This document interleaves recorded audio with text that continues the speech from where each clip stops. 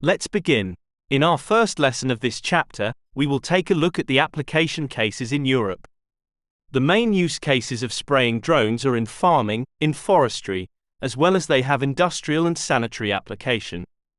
Let me remind you that spraying drone industry is very young and innovative industry, therefore many other application cases may appear in the nearest future. Let's take a detailed look at the application cases throughout Europe. In general, since the aerial spraying of pesticides in most EU countries and UK is prohibited, the use cases are limited to spraying of fertilizers, microelements, biostimulants, microbiological products and straw decomposition products. So far we can say these are great news for most organic farmers, which are looking to increase the crop yield using currently available bioproduct range or using homemade products. From our own experience, the agricultural drone technology is ideally suitable for such bioproduct application. Only in a small number of EU countries the farmers are allowed to spray pesticides. Spraying pesticides has been proven to be very effective drone application all over the world, in North and South America, Asia, Australia, Africa, basically everywhere except European Union and the North Pole. We do expect legalization of pesticide application by drones in the nearest future, but it is still very unclear when this might happen in Europe.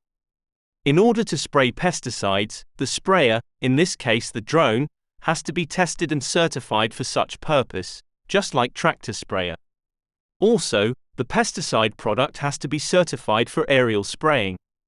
Basically, the pesticide spraying will go ahead when all puzzle pieces are put together.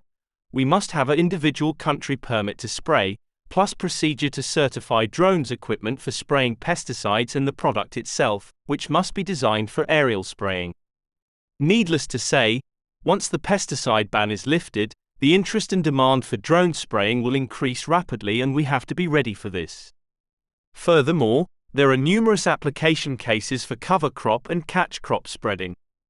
We expect this activity to be in very high demand all over European countries as spreading cover crop seeds is included in many countries' Green Deal program. In case of seed spreading scenario, the drones are far superior to the tractor-based equipment as they allow to spread seeds exactly at the right moment, which is normally 3 to 4 weeks before harvesting. They don't damage the standing crops and can be used to spread seeds straight after the rain, when the soil is in perfect condition for seed germination. In our opinion, seed spreading is the #1 use case for agricultural drones in Europe and deserves farmer, service company and investor attention. Other use cases are granulated fertilizer spreading, entomophage spreading, for example trichogramma, and limicide granule spreading against slugs and snails. Please note pesticide spreading is prohibited in most countries as well. Another use case is forestry. Fertilizer spraying is a good use case in forestry as well as spraying of animal repellent for tree nurseries.